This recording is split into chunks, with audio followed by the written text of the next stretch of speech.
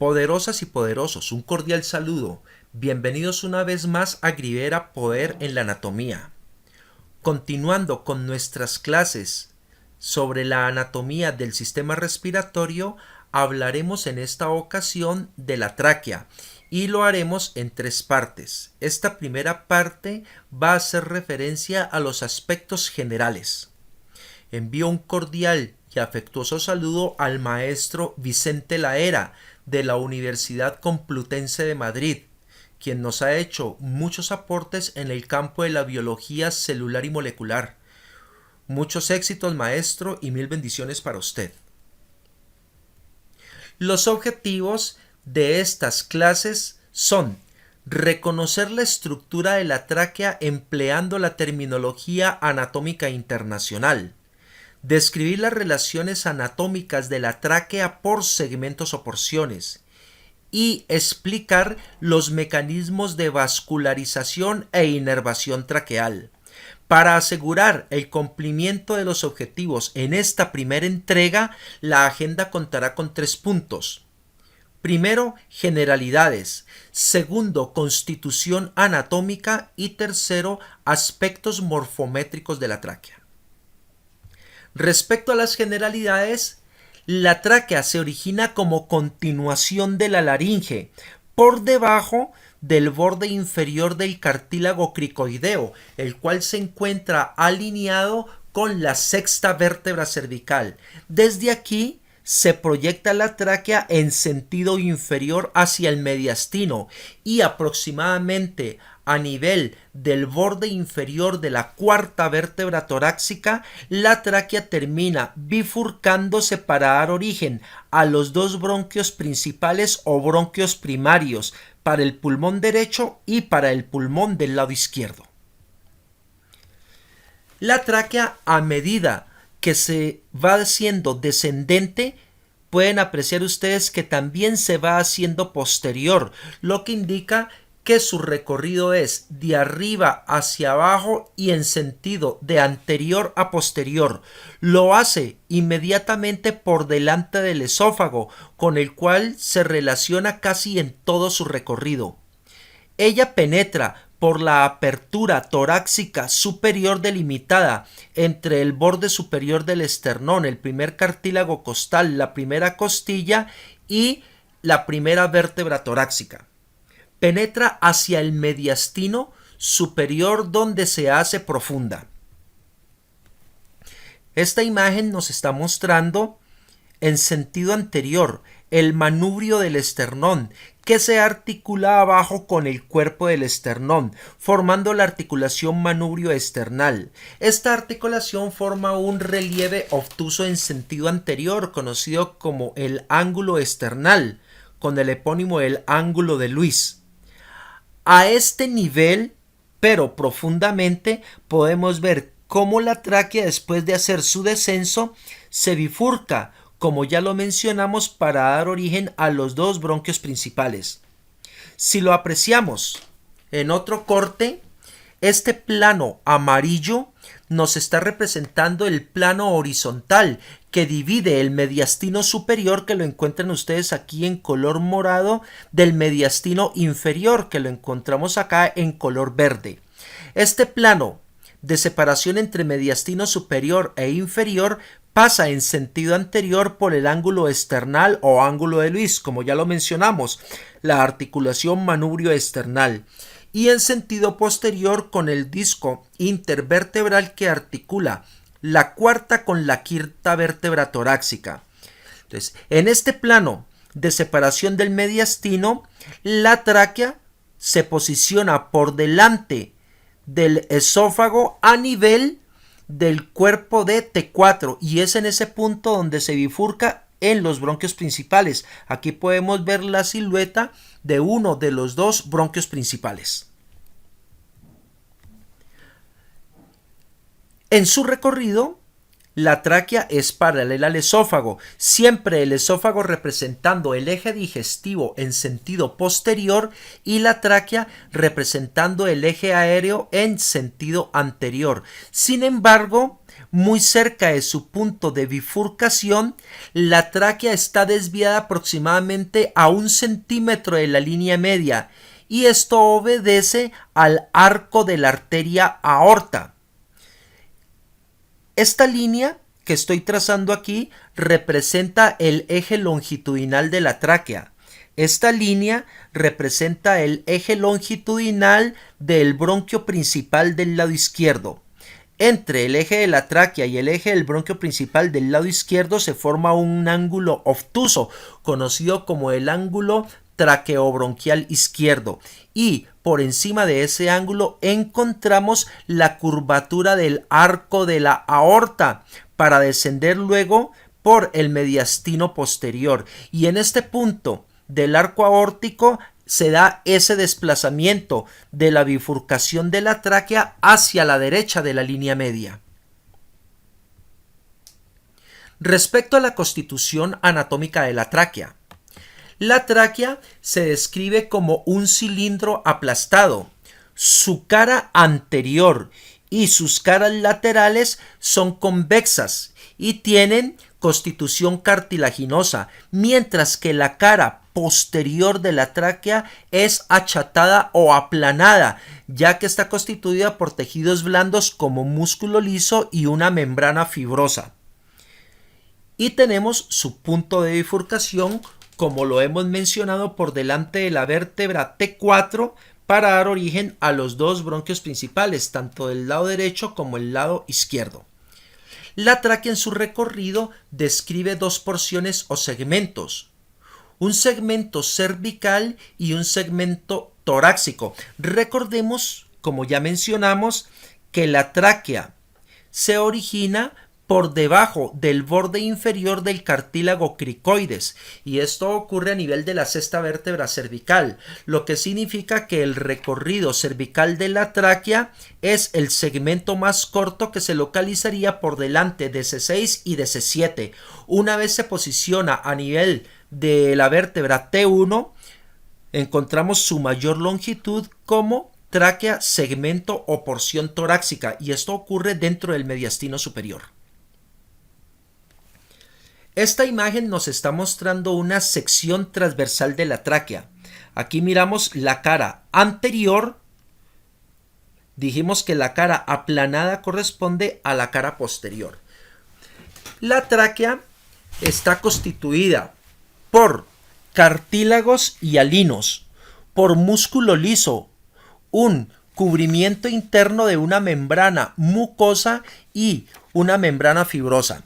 Estamos apreciando aquí los cartílagos y alinos de la tráquea, conocidos como los anillos traqueales, aunque la denominación de anillos traqueales no es una denominación correcta, ya que el cartílago no representa un aro completo, más bien se asemeja a una herradura que va a presentar toda su convexidad en sentido anterior y en sentido lateral, pero en sentido posterior vamos a encontrar los dos extremos de estos cartílagos, conocidos como los cuernos de los arcos o anillos traqueales. Repito, son cartílagos y alinos. Internamente tenemos el recubrimiento de una membrana mucosa que contiene el epitelio característico de las vías respiratorias, es decir, un epitelio pseudoestratificado cilíndrico con cilios. Un poco más profundo, una submucosa, donde vamos a encontrar los acinos que se van a encargar de producir las secreciones mucosas de la luz de la tráquea. En sentido posterior, los extremos de los anillos traqueales, que ya dijimos se pueden denominar cuernos o astas, están unidos mediante el músculo de la tráquea, que corresponde a un músculo liso. Respecto a estos arcos o anillos traqueales, que como ya hemos mencionado son cartílagos y alinos, se pueden presentar en un número promedio de 15 a 20. Eso depende de la longitud del individuo.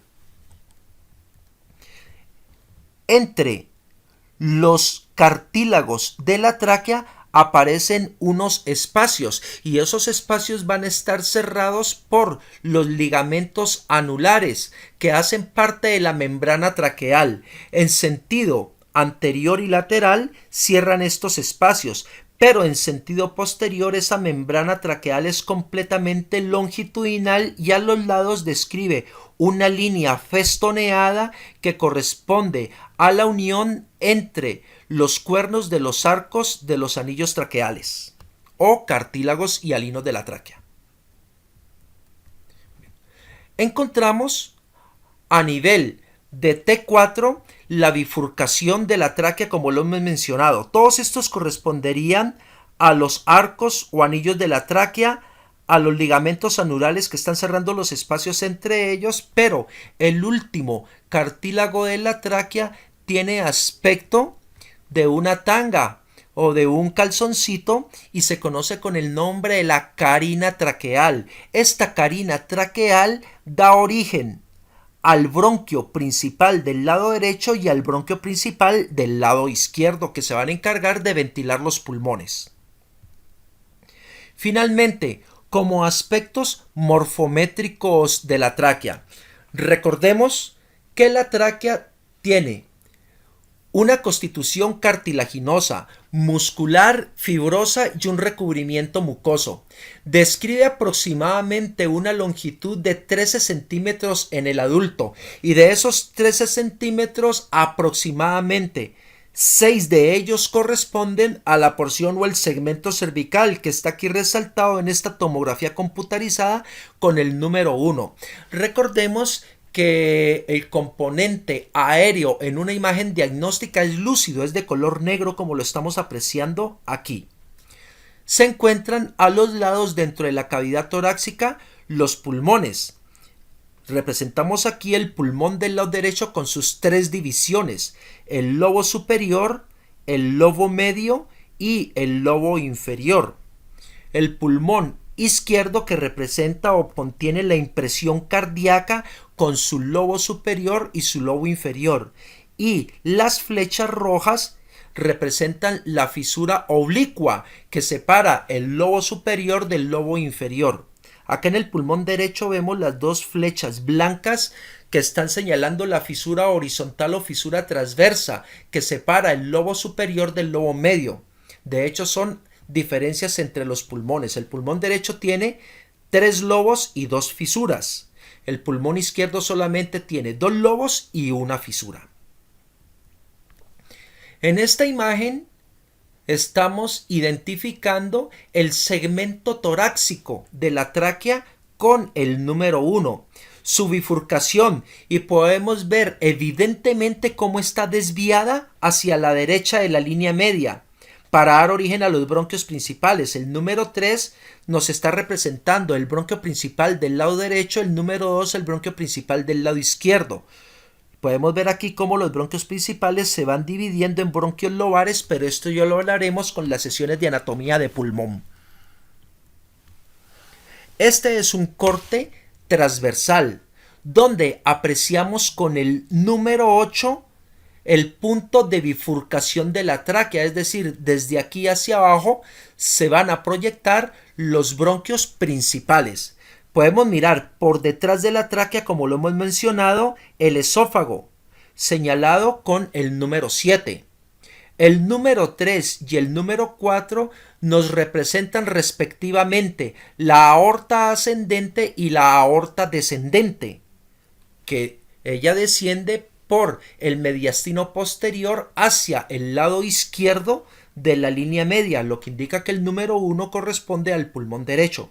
Podemos ver ahí la relación entre la aorta ascendente y con el número 2 la vena cava superior. Vamos a tener en cuenta que el calibre de la tráquea varía con la edad y con el sexo. El lumen de la tráquea puede desaparecer durante la tos, pero en general, como ustedes ven aquí en esta imagen, el diámetro que predomina en la tráquea es este diámetro, que corresponde al diámetro transverso. Es mucho más amplio que el diámetro antero-posterior. Esto permite que en un adulto por la tráquea se puedan introducir sondas o tubos incluso mayores a 1 centímetro de diámetro. En esta imagen, la línea punteada nos está representando el plano coronal y la línea continua está pasando por el eje mayor de la tráquea, que es un eje horizontal. Vemos cómo la tráquea presenta una ligera torsión hacia atrás y hacia la izquierda de la línea media, lo que nos indica que por excelencia el bronquio principal del lado izquierdo se hace posterior, mientras que el bronquio principal del lado derecho se hace un poco más superficial y más anterior. Aquí encontramos las referencias de las cuales hemos tomado la información de esta presentación. Básicamente la edición 5 del tomo 2 de la Target, de la página 1071 a la 1081, la cuarta edición del libro de Gray, Anatomía para Estudiantes, la octava edición del libro de Moore, de la página 1039 a 1041, y imágenes que hemos referenciado de la séptima edición del Atlas de Anatomía del Dr. Frank Netter. Agradezco su atención y nos vemos en la próxima entrega.